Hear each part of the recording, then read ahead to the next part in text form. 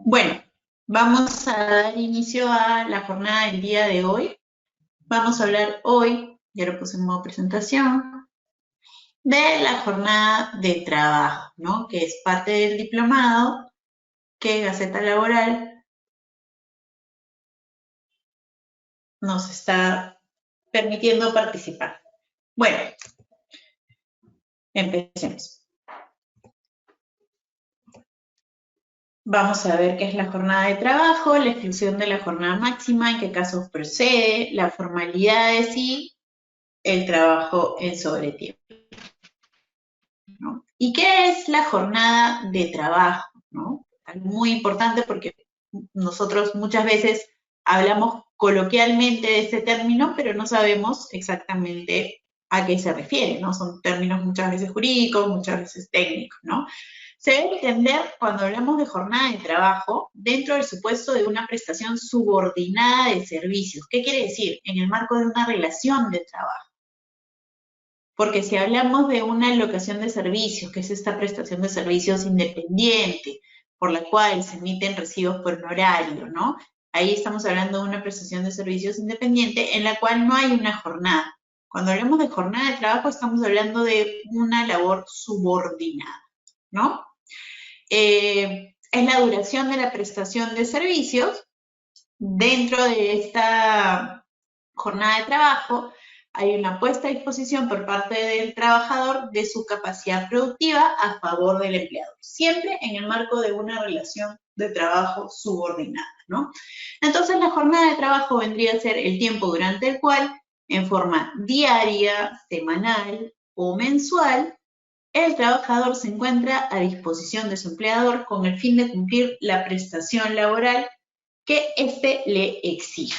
Eso es la jornada de trabajo. ¿Y dónde está regulada la jornada de trabajo y la jornada máxima? ¿No? Porque cuando hablamos de jornada de trabajo tenemos que hablar también de una jornada máxima. Nosotros estamos sujetos a una jornada máxima de trabajo. Esto tiene regulación constitucional, tiene nivel constitucional, donde se regula en el artículo 25 de la Constitución Política de 1993, que está en concordancia con el convenio número 1 de la OIT, convenio de 1919. Qué importante es haber ganado esta jornada máxima de las 8 horas, que es el reconocimiento de esta forma parte del convenio número 1 de la Organización Internacional del Trabajo. En esta se establece una jornada de 8 horas diarias o 48 horas semanales como máximo. Hay que tener en cuenta que, a diferencia de la Constitución de 1979, que establecía que la jornada máxima era de 8 horas diarias y 48 horas semanales, la Constitución actual establece que la jornada máxima es de 8 horas diarias o 48 horas semanales. O sea, se permite cualquiera de esos dos máximos, ¿no? En el caso de la Constitución de 1979 era excluyente. Luego tenemos el artículo 1 del tubo del decreto legislativo 854, que es la ley de jornada de trabajo, horario y trabajo en sobretiempo, que fue aprobado por el Decreto Supremo 007-2002-TR, se refiere a esta jornada como la jornada ordinaria de trabajo. Entonces ya sabemos que la jornada máxima, ¿no? Que es lo máximo que se puede establecer como jornada para un trabajador, es de 8 horas diarias o 48 horas semanales. ¿Dónde está regulado esto? Pues a nivel constitucional.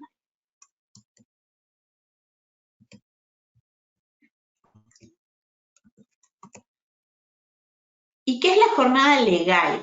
¿No? Ya hemos visto que hay una jornada máxima, que es la jornada máxima que establece nuestra Constitución, en concordancia con el convenio número 1 de la OIT, pero también hay una jornada legal, y esa jornada legal constituye un máximo de derecho necesario, la jornada de cualquier empresa establecida por ley. Ahí tenemos la máxima, que es de 8 horas diarias o 48 horas semanales, puede ser también por convenio o decisión unilateral del empleador. Cuando la jornada va a ser diferente a la máxima legal, tiene que ser menor a esta, ¿no? Porque tenemos un máximo, entonces podría establecerse una jornada menor. Puede ser igual o inferior a la máxima de 8 horas diarias o 48 horas semanales. No puede ser mayor a esta. En los casos en los que el establecimiento de una jornada inferior a la legal se dé con posterioridad, ello no originará una reducción en la remuneración que el trabajador haya venido percibiendo, salvo pacto expreso en contrario. ¿Qué significa? Que si el empleador actualmente tiene una jornada de 8 horas diarias o 48 horas semanales y decide reducir la jornada, por ejemplo, pasar de una jornada de 48 horas semanales a 40 horas semanales, eso no significa que se va a reducir proporcionalmente la remuneración, porque si es una decisión unilateral del empleador reducir la jornada, no podría reducir unilateralmente también la remuneración. Lo que sí se puede hacer es, por un acuerdo con el trabajador, establecer una reducción de la jornada y que el trabajador acepte la reducción proporcional de su remuneración. Por eso que hablamos de salvo pacto en contrario. ¿Y qué es el horario de trabajo? Si la jornada es duración, el horario es ubicación del trabajo. Es el inicio y el fin de la jornada. Muestra en forma clara la organización del trabajo por parte del empleado. El horario de trabajo, la hora de ingreso y de salida del trabajador al centro de labores, siendo facultad del empleador fijarlo. Es el periodo dentro del cual se ubica la jornada diaria, legal o contractual que el trabajador debe cumplir.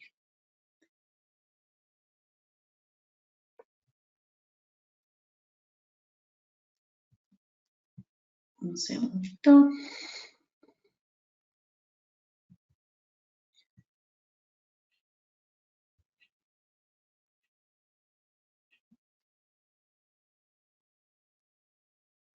El horario debe procurar maximizar el rendimiento de las labores productivas a fin de incrementar los niveles de producción y productividad, así como facilitar la generación de nuevos puestos de trabajo. Dentro del horario de trabajo tenemos turnos de trabajo, que son los ciclos o momentos de prestación de servicios. En el transcurso del día sabemos que determinadas actividades económicas, dependiendo de cómo se desarrollan esas actividades, pueden tener diferentes turnos de trabajo, ¿no? Incluso estos pueden ser rotativos, preferentemente son rotativos. Y luego tenemos dentro del horario de trabajo, pero que no se va a considerar como parte de la jornada, que quiere decir que no es remunerado, el refrigerio. ¿Y qué es el refrigerio? Es una pausa en el desarrollo de la jornada, no es parte de la jornada, no se remunera. Hay una duración y una ubicación de ese refrigerio que lo vamos a ver aquí. Es el periodo de tiempo destinado para que el trabajador tome su alimentación principal cuando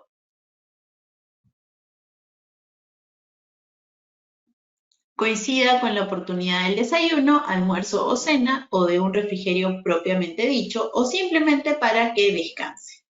Cuando la labor se efectúe en horario corrido, el trabajador tiene derecho a tomar sus alimentos de acuerdo con lo establecido por el empleador, salvo convenio en contrario. El tiempo del refrigerio deberá establecerse dentro del horario de trabajo, no pudiendo otorgarlo antes o después del mismo. El tiempo del refrigerio no podrá ser inferior a 45 minutos, es lo mínimo. Puede ser mayor, pero no puede ser menor. Y no forma parte de la jornada ni del horario de trabajo, salvo convenio colectivo. ¿Qué quiere decir esto? Que no se remunera. ¿Podría hacerlo el empleador voluntariamente? Sí, voluntariamente lo podría remunerar, pero no está obligado. Actualmente hay un proyecto de ley en el cual se está estableciendo como propuesta que el refrigerio sea remunerado, pero esto no es una obligación. Ahora, si por convenio colectivo se ha establecido que se va a remunerar el refrigerio, pues el empleador sujeto a este convenio pues tiene que aplicarlo. Pero también se podría haber establecido por pacto individual, por ejemplo, en el contrato de trabajo, ¿no? Que el refrigerio se va a remunerar y en este caso se tendría que pagar, pero no es remunerado en principio el refrigerio. Actualmente solo hay un proyecto de ley, esto no ha sido aprobado, entonces va a tener que seguir el debate correspondiente. En caso se incrementara el número de horas efectivas de trabajo a fin de alcanzar la jornada ordinaria máxima como consecuencia de la exclusión del tiempo dedicado al refrigerio, corresponderá otorgar un aumento de remuneración proporcional al incremento del tiempo establecido. Siempre que hay un aumento en la jornada, tiene que darse un aumento proporcional de la remuneración del trabajador. ¿Qué quiere decir esto? ¿No? Teníamos una jornada de 40 horas a la semana, a diferencia del ejemplo anterior que era de reducción. En este caso estamos hablando de una ampliación. Teníamos una jornada de la empresa de 40 horas a la semana y la queremos ampliar a 45. Pues esas 5 horas adicionales, si yo por 40 horas pagaba 1.000, por 45 tengo que aumentar proporcionalmente la remuneración del trabajador. ¿Cuáles son los límites a la jornada? El fundamento principal de estos límites que se establece a la jornada es la tutela de la salud y la seguridad de los trabajadores. ¿Qué quiere decir esto? Que el respetar, el establecer límites a la jornada tiene como derecho al que protege es al descanso que debe tener todo trabajador. Y este derecho al descanso que debe tener todo trabajador está de la mano con el derecho a la salud, ¿no? Recordemos que la salud física, la salud emocional y la salud psicológica van intrínsecamente, no las vamos a poder separar nunca. Si hay un adecuado descanso, pues, y una forma adecuada de que el trabajador pueda consolidar la vida laboral, personal, familiar, profesional, pues entonces ese trabajador va a poder tener una salud emocional, psicológica y física adecuada. Entonces, ¿por qué hay límites a la jornada? Porque hay un principio fundamental que es la tutela de la salud de los trabajadores, ¿no? Su seguridad y salud, la higiene laboral que supone que el trabajador debe descansar las horas necesarias para que pueda recuperar las fuerzas y para que pueda desarrollar las otras actividades también que en las que se puede desempeñar como ser humano, ¿no? Sean las familiares, sean profesionales, académicas, recreativas o las que fueran. Por eso que se establecen límites a la jornada. El convenio número 1 de la OIT, la Organización Internacional de Trabajo, celebrado en el año 1919, como les precisé, se estableció que la jornada máxima de trabajo no puede ser mayor a 8 horas diarias y 48 horas semanales, y este límite está reconocido en nuestra Constitución, que establece también este límite, que puede ser uno o el otro, pero también nuestra Constitución establece la posibilidad de que hablemos de jornadas atípicas o acumulativas. Ahora vamos a ver más adelante a qué nos referimos con esto.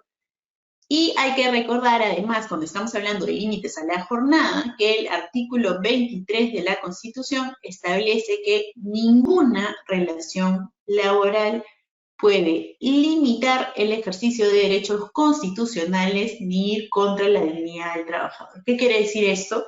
Que el trabajador no podría renunciar a estas disposiciones reconocidas constitucionalmente, dentro de las cuales está el derecho a la jornada, pero que va de la mano del derecho a la vida, a su integridad y el derecho constitucionalmente reconocido también a la salud, ¿no? Entonces, cuando estamos hablando de jornadas, estamos hablando de la tutela de la salud del trabajador, quien tiene derecho a descansar, a que se respete una jornada máxima de trabajo para que él pueda desarrollarse y desenvolverse en los otros aspectos que conforman, pues, el desarrollo personal de todo ser humano.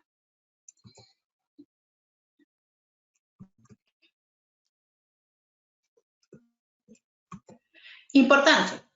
Podemos inferir la importancia de la regulación de la jornada de trabajo, ya sea para garantizar la salud de los trabajadores, como hemos visto, como también para determinar cuál es la duración del trabajo por su naturaleza de elemento esencial del contrato de trabajo. Claro, ¿no? Si nosotros tenemos un contrato de trabajo, uno de los elementos esenciales va a ser determinar qué tipo de jornada, cuál será la jornada que cumplirá el trabajador, cuál será el horario que está dentro de esta jornada.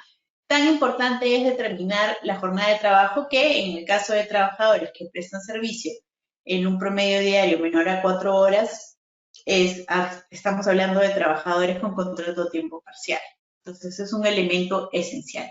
La limitación de la jornada de trabajo tiene distintas consecuencias sociales, la tutela de la integridad física y moral del trabajador, jurídicas, el establecimiento de una jornada laboral impone límites a la autonomía del trabajador, así como la del empleador, y económicas, la duración de la jornada laboral influye sobre el rendimiento o potencialidad de los trabajadores y, por tanto, sobre los costos de producción y los beneficios de la empresa.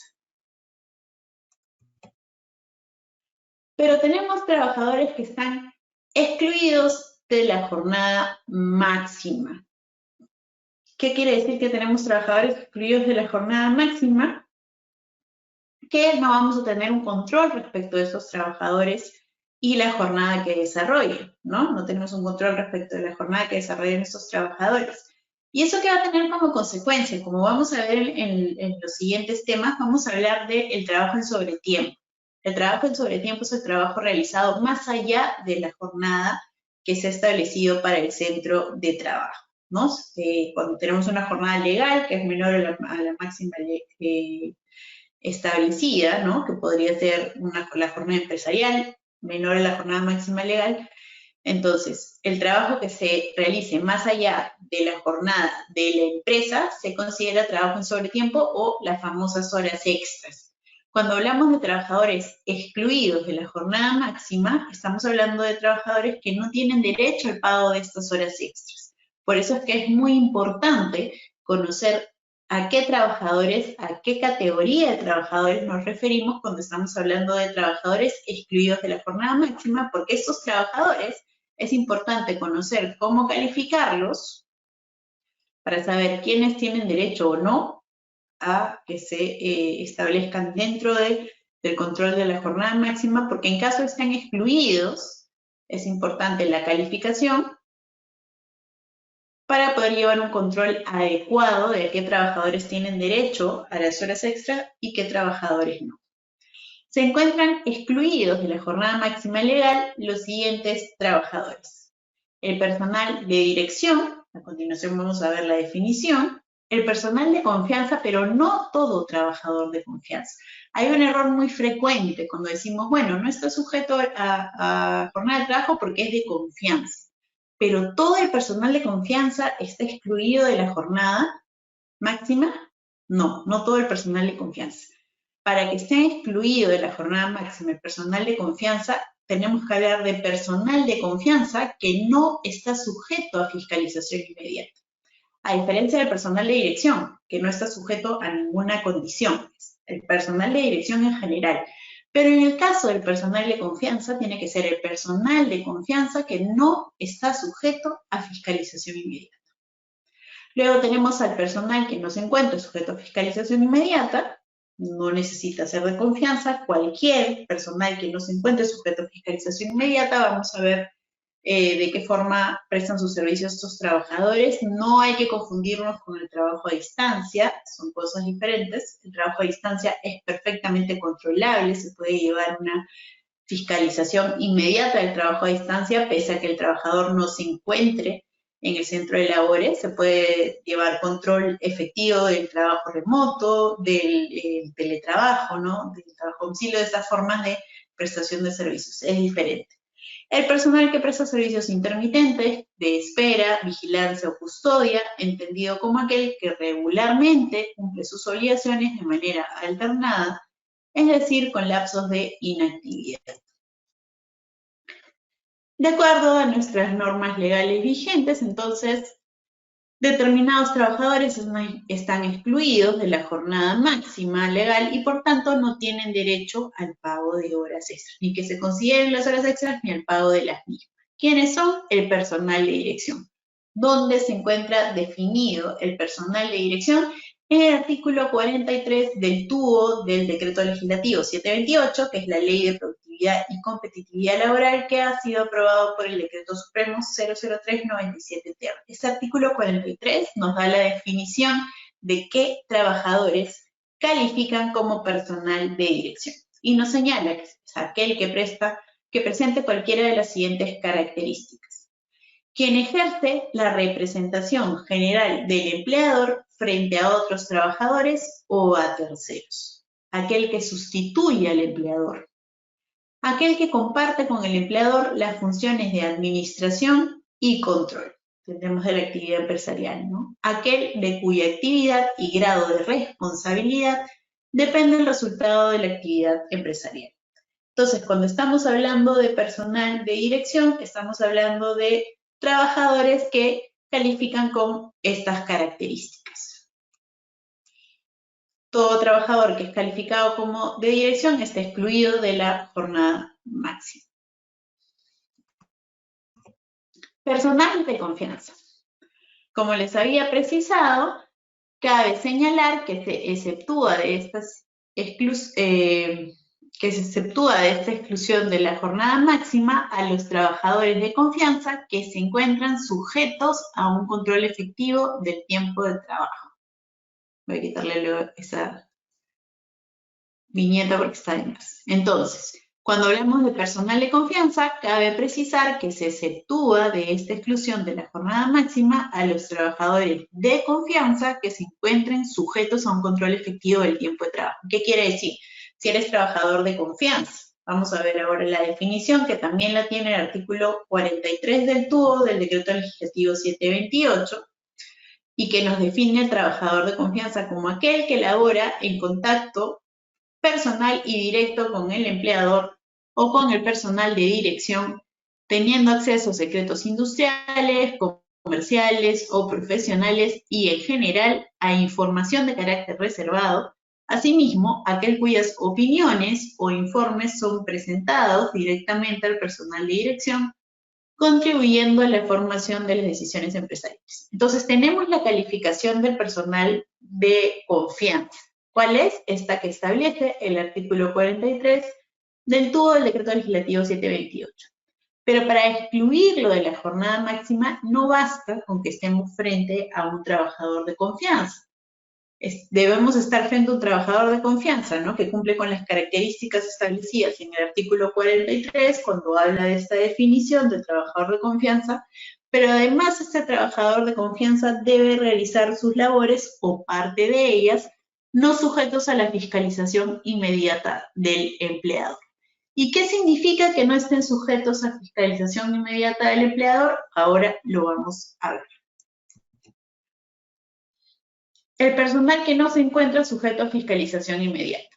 Y como ya les había señalado en las diapositivas precedentes, no es necesario que este personal que no se encuentra sujeto a fiscalización inmediata sea necesariamente de confianza. Puede o no ser de confianza.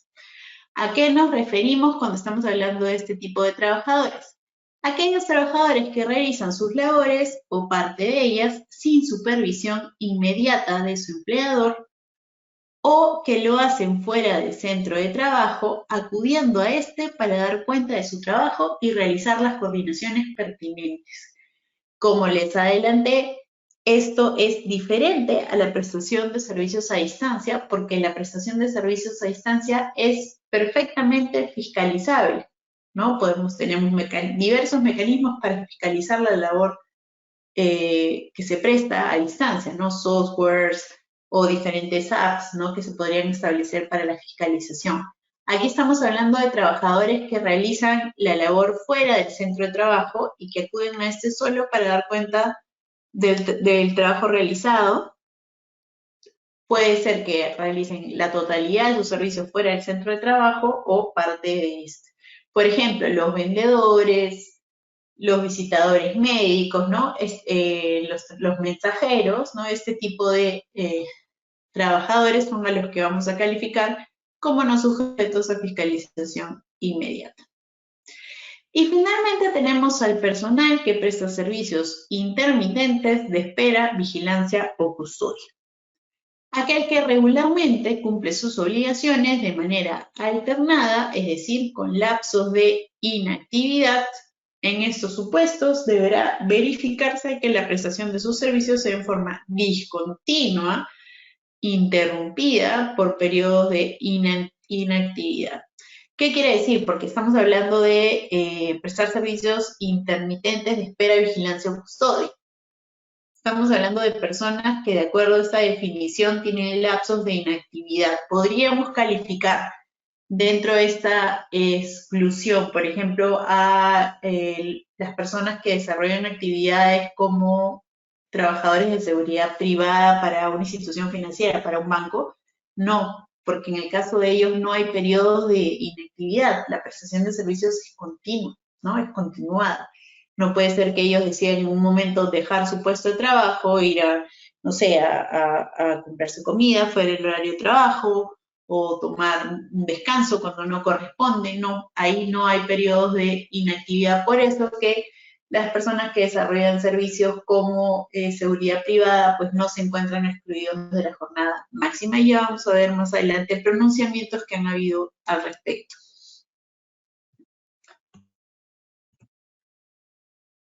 Establecimiento y modificación de la jornada. ¿Por qué el empleador puede establecer y modificar la jornada?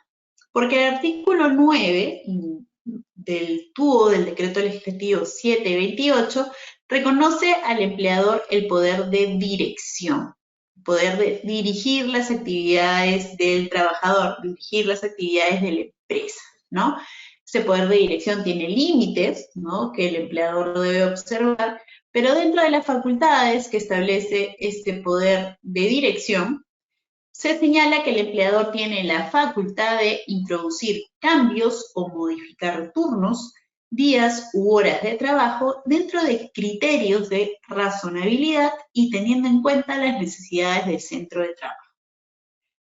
La Ley de Jornada de Trabajo ha previsto como facultades del empleador las siguientes: establecer la jornada ordinaria de trabajo, establecer jornadas compensatorias de trabajo, de tal forma que en algunos días la jornada ordinaria sea mayor y en otros menor de 8 horas, sin que en ningún caso la jornada ordinaria exceda en promedio de 48 horas por semana. Entonces, todas estas facultades se le otorgan como parte del poder de dirección que tiene el empleador. La Ley de Jornada de Trabajo ha previsto como facultades del empleador las siguientes. Y aquí las tenemos. Reducir o ampliar el número de días de la jornada semanal de trabajo, prorratear las horas dentro de los restantes días de la semana, considerándose las horas prorrateadas como parte de la jornada ordinaria de trabajo, lo que no va a poder, o sea, se puede prorratear, distribuir las horas de trabajo, lo que no se puede hacer es excederse de los máximos legales establecidos, ni el máximo empresarial, que puede ser, como ya hemos visto, diferente al máximo legal, y que nos señala las horas prorrateadas como parte de la jornada ordinaria de trabajo, en cuyo caso esta no podrá exceder en promedio de las 48 horas semanales. Esta reducción, independientemente que se aplique el prorrateo de las horas de trabajo, no afectará el récord vacacional de los trabajadores. En el caso de jornadas acumulativas o atípicas, que ya vamos a ver a qué nos referimos cuando mencionamos las jornadas acumulativas o atípicas, el promedio de horas trabajadas en el periodo correspondiente tampoco puede superar el máximo de las 48 horas semanales. En las jornadas compensatorias no se puede afectar el derecho del trabajador al descanso semanal obligatorio y al descanso en los días feriados no laborables, los mismos que deben gozarse de acuerdo con lo establecido por el Decreto Legislativo 713, ¿no? Entonces estamos hablando que siempre se va a tener que respetar, independientemente del tipo de jornada que tengamos, el descanso semanal obligatorio y los feriados no laborables que están reconocidos por el Decreto Legislativo 713. ¿Qué puede hacer además el empleador con base al poder de dirección? Establecer turnos de trabajo fijos o rotativos, los que pueden variar con el tiempo, según las necesidades del centro de trabajo. Establecer y modificar el horario de trabajo. Si en el centro de labores existen jornadas menores a 8 horas diarias o 48 horas semanales, el empleador podrá extender unilateralmente la jornada hasta dichos límites, pero para lo cual, como ya hemos visto en un ejemplo previamente, se deberá incrementar la remuneración del trabajador en forma proporcional al tiempo de labor incrementado. Entonces, nuevamente, como el ejemplo que les planteé, si teníamos una jornada de 40 horas a la semana y por esa jornada me pagaban 1.000 soles, si vamos a ampliar la jornada a 48 horas semanales, pues me tendrán que incrementar proporcionalmente la remuneración. Dicha ampliación no será posible si la reducción de la jornada ha sido motivada por ley o convenio colectivo, salvo que ésta se realice por la misma vía.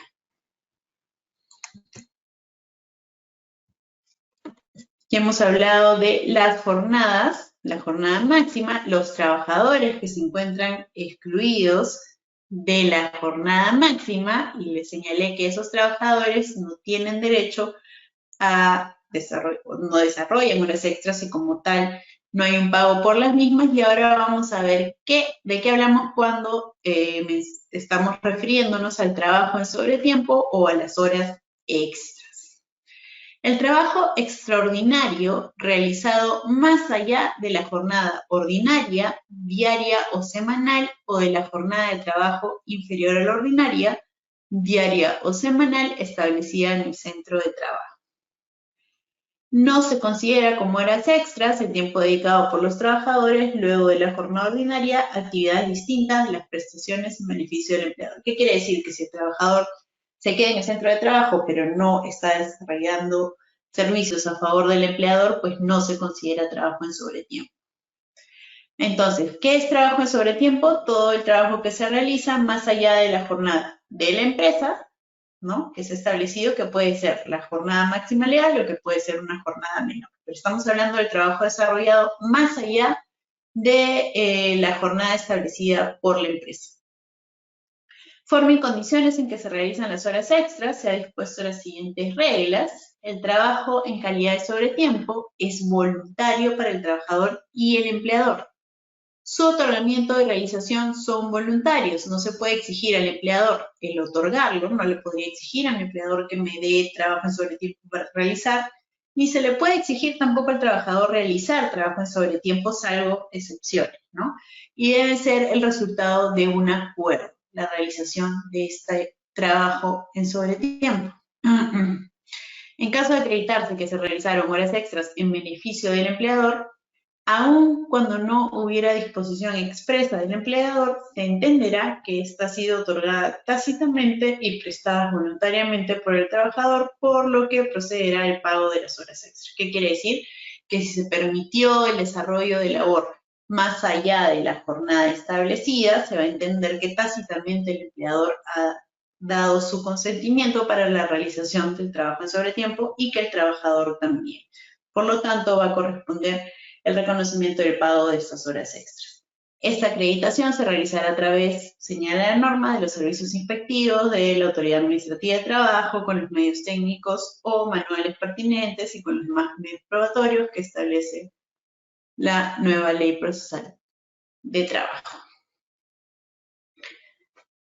Si el trabajador se encuentra en el centro de trabajo antes de la hora de ingreso o permanece después de la hora de salida, se presume que el empleador ha dispuesto la realización de labores en sobretiempo por todo el tiempo de permanencia del trabajador, salvo prueba en contrario. Entonces, cuando hablamos de trabajo en sobretiempo, puede ser incluso previo al inicio de la jornada o luego de la finalización de la jornada.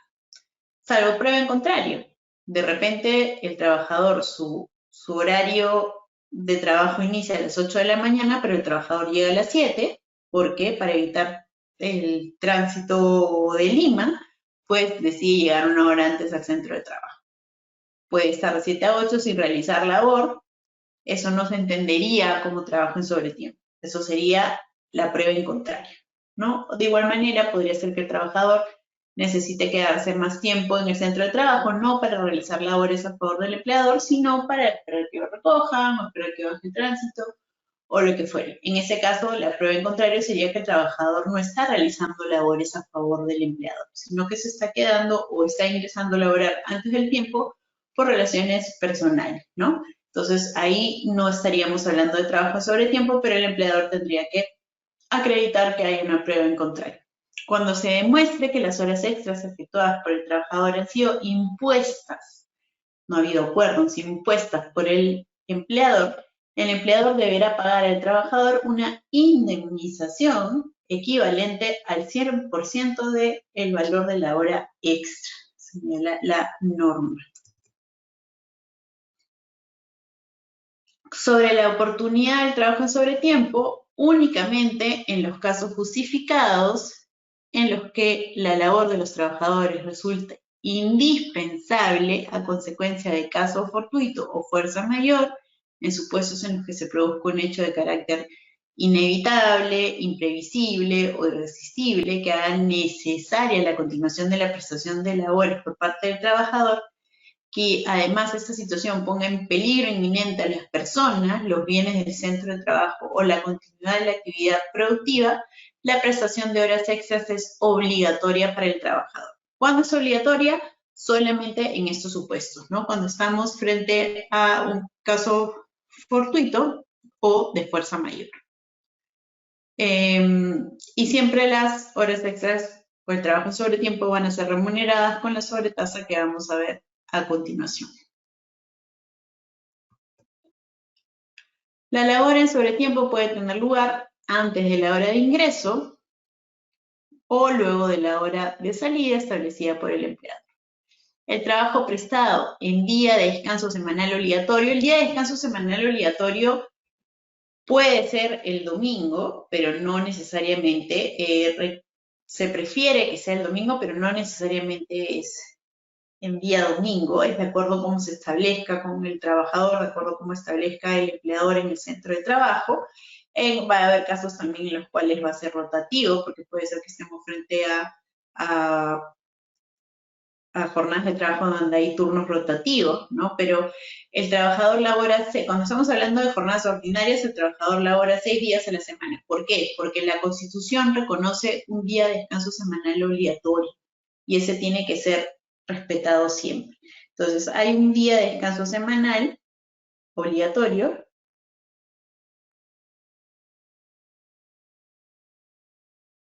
pero además hay días feriados no laborables, ¿no? Que se pagan sin que la persona preste servicios y estos están regulados por el decreto legislativo 713. Entonces, el trabajo prestado en el día de descanso semanal obligatorio o en día feriado no laborable es diferente al trabajo en sobretiempo, porque cuando hablamos de sobretiempo estamos hablando de la labor realizada más allá de la jornada, ¿no es cierto? Si tenemos 8 horas diarias de jornada de trabajo, pues si nos quedamos 2 horas adicionales, ahí estamos hablando de trabajo en sobretiempo. Pero la labor realizada en el día de descanso semanal obligatorio o en día feriado tiene un tratamiento diferente. Horas extras en día de descanso remunerado. El trabajo prestado en el día de descanso semanal obligatorio o en día feriado no laborable, como hemos visto, se regula por lo establecido en el decreto legislativo 713. Si en estos periodos, ¿no? Digamos, si hemos trabajado, si mi jornada diaria es de 8 horas, ¿no? Al día, y tuve que trabajar en mi día de descanso semanal obligatorio 8 horas, pues me pagarán, porque he trabajado en el día de descanso semanal obligatorio, de acuerdo a las disposiciones que regulan el trabajo en día de descanso semanal obligatorio. Pero podría ser que en este día de descanso semanal obligatorio, además de realizar trabajo en día de descanso semanal obligatorio, realice horas extras. Trabajo 8 horas en mi día de descanso semanal obligatorio, pero realizo 3 horas adicionales. Eso ya sería labor en sobretiempo, porque mi jornada ordinaria es de 8 horas diarias. Entonces, se podría mezclar o combinar, mejor dicho, el trabajo en día de descanso semanal obligatorio o el trabajo realizado en feriado con adicionalmente labor en sobretiempo. Si en esos periodos, además de la jornada ordinaria, se realizan horas extras, procederá el pago de la remuneración más la correspondiente sobretasa. ¿Cómo determinamos el valor de la hora extra? Para determinar el valor de la hora extra, conforme tenemos aquí esta fórmula, vamos a tomar la remuneración ordinaria que percibe el trabajador y la vamos a dividir dependiendo si el trabajador percibe una remuneración mensual, quincenal o semanal. Si percibe una remuneración mensual entre 30, si la remuneración es quincenal entre 15 y si es semanal entre 7, lo cual nos va a dar el valor de la remuneración diaria. Esa remuneración diaria la vamos a dividir entre el número de horas de la jornada de trabajo. Supongamos que la jornada de trabajo tiene 8 horas. Vamos a dividir la remuneración diaria entre 8 para que nos dé el valor de la remuneración por hora. Esta remuneración por hora le vamos a multiplicar por la sobretasa del 0.25% por las 2 primeras horas extras que se desarrollen por día.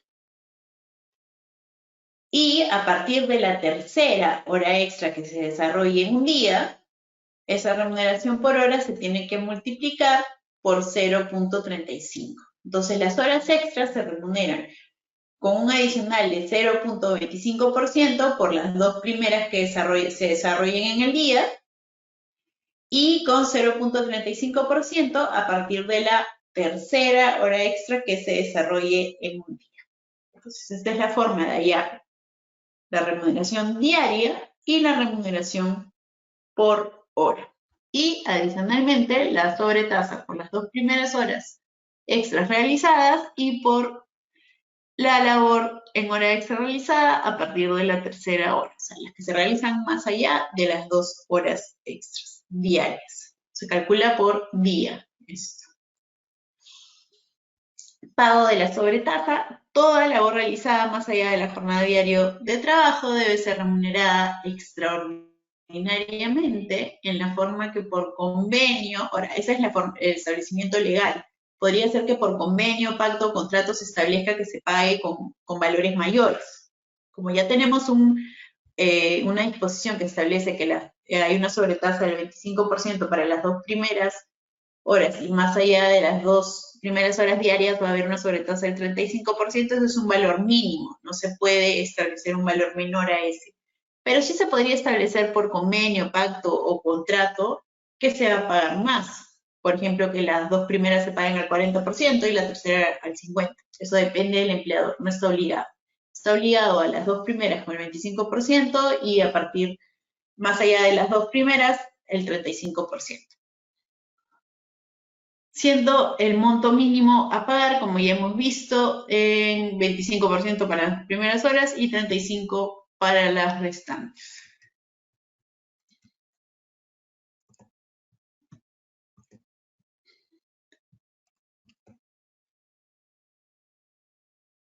Para el pago de la sobretasa se deberá tener en cuenta lo siguiente. Se considera remuneración ordinaria aquella que según lo dispuesto por el artículo 6 del TUO del decreto legislativo 728, ¿no? Aprobado por decreto supremo 00397-TR, percibe el trabajador semanal, quincenal o mensualmente, según corresponda, en dinero o en especie, incluido el valor de la alimentación principal.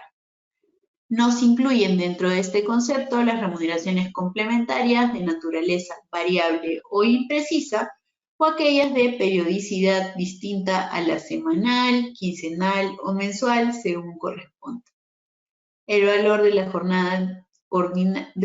el valor de la hora ordinaria es igual a la remuneración de un día dividida entre el número de horas de la jornada del respectivo trabajador. Eso ya habíamos visto cómo calcular el valor diario y el valor hora del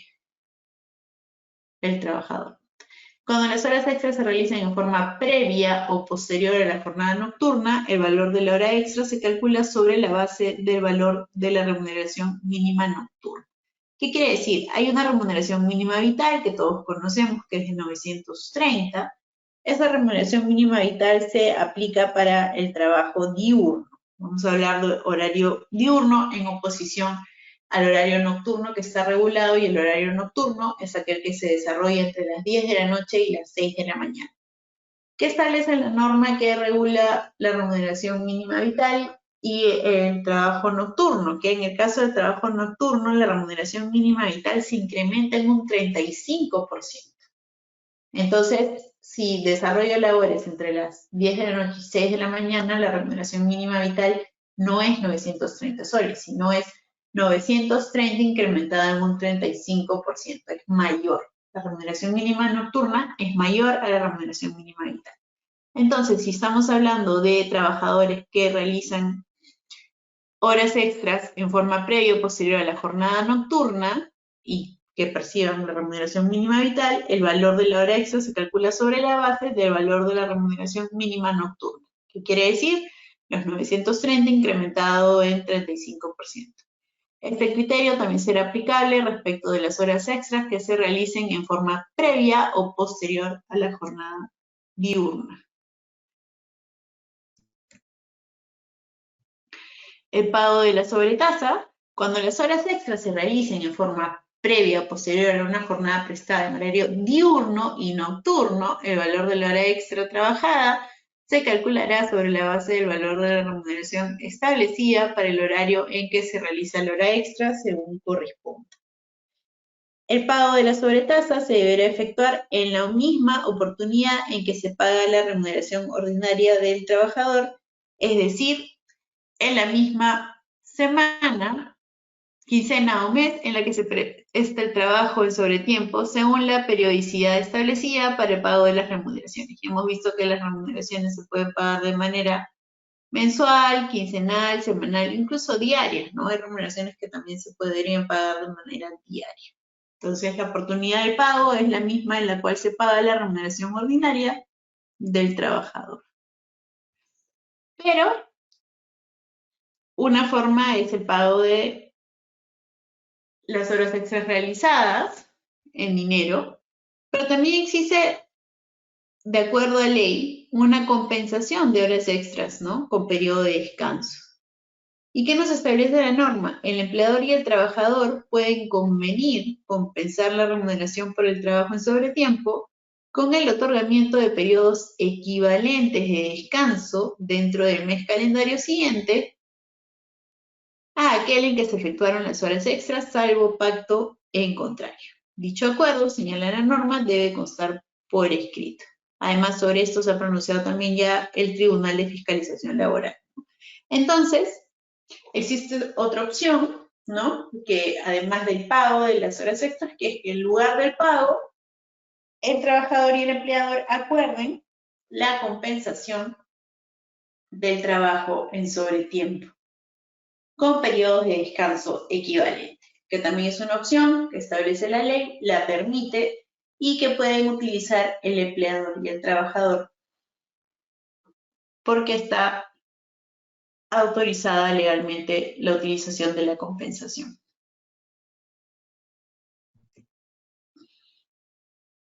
El empleador y el trabajador pueden convenir compensar la remuneración por trabajo en sobretiempo con el otorgamiento de periodos equivalentes de descanso dentro del mes calendario siguiente, aquel en que se efectuaron las horas extras, salvo pacto en contrario. En los casos en que la labor en sobretiempo se dé por un lapso menor a una hora, el pago de esta deberá realizarse de manera proporcional al recargo horario conforme a los criterios señalados antes, ¿no? Podemos dividir perfectamente el valor hora entre 60 para saber el valor minuto y con eso calcular cuando la labor realizada es menor a una hora, ¿no? Ya hemos visto que les adelanté que era el trabajo nocturno. El trabajo nocturno es aquel que se realiza entre las 10 de la noche a las 6 de la mañana. La norma señala además que en los centros de trabajo en los cuales las labores se organicen por turnos que comprendan jornadas en horario nocturno, estos deberán en lo posible ser rotativos. La remuneración correspondiente, la mínima correspondiente, como les precisé, es equivalente a la remuneración mínima vital, incrementada en un 35%. Y también, como les precisé, en los casos en los que la jornada de trabajo se cumple en horario diurno y nocturno, ¿de qué estamos hablando con esto? El horario nocturno es entre 10 y 6 de la mañana, ¿no? Podríamos tener un horario de trabajo que empieza a las 8 de la mañana, perdón, a las 8 de la noche, las 8 de la noche es trabajo aún diurno, que termina a las 4 de la mañana, digamos, ¿no? Entonces, empieza a las 8 de la noche, termina a las 4 de la mañana, estamos hablando de una jornada de trabajo en la cual hay prestación de servicios en horario diurno y en horario nocturno, ¿no? De 8 a 10 de la noche será servicio prestado en trabajo en horario diurno y de 12 a 4 de la mañana pues será trabajo prestado en horario nocturno. Hay regímenes especiales de jornadas de trabajo. Tenemos dentro de estos regímenes especiales a los artistas, a las enfermeras. En el caso de los artistas, su jornada no puede exceder de la máxima fijada por las disposiciones legales, incluyéndose el tiempo destinado a ensayos y caracterización. La duración de la presentación o actuación no puede exceder de 4 horas y media al día, dividida cuando menos en 2 partes, algo que por la naturaleza del trabajo se requiera un mayor número de intervalos. En el caso de las enfermeros, la jornada máxima laboral es de 36 horas semanales o 150 horas mensuales, incluyendo la jornada de guardia nocturna y diurna. Técnicos y auxiliares de salud, también se establece en este caso la jornada máxima laboral de 36 horas semanales o 150 horas mensuales, incluyendo la jornada de guardia diurna, nocturna u otra. Cada guardia no podrá exceder de 12 horas en ningún caso. En el caso de los médicos también se establece una jornada especial. También tenemos a los trabajadores pesqueros. La duración de la jornada será la que se requiera para la ejecución de las tareas conforme a la precisión del trabajo. Y tenemos, en el caso de los trabajadores adolescentes, se entiende adolescente a toda persona entre los 12 y 17 años de edad con 11 meses y digamos 29 o 30 días. Entonces, estas personas, los adolescentes, la jornada de trabajo en estos casos, dependiendo de la edad, el rango de edad de los adolescentes, tiene unos límites, ¿no? La jornada de trabajo de los adolescentes no excederá para adolescentes entre 15 y 17 años de 6 horas diarias o 36 horas semanales. Para los adolescentes entre 12 y 14 años es de 4 horas diarias o 24 horas semanales. Los adolescentes que trabajan en el servicio doméstico o que desempeñan trabajo familiar no remunerado tienen derecho a un descanso de 12 horas diarias continuas. Además, los empleadores, patronos, padres o parentes están obligados a proporcionarles todas las facilidades para garantizar su asistencia regular a la escuela. Ahora, en el caso de adolescentes, esto ya ha sido, no está permitido el trabajo de adolescentes para prestar servicios como trabajadores del hogar. Se establece que para trabajadores del hogar tenemos que hablar de personas mayores de 18 años. No se podría entonces en este caso, solo podemos hablar de trabajo familiar, pero no podemos hablar ya de servicio doméstico de parte de los adolescentes.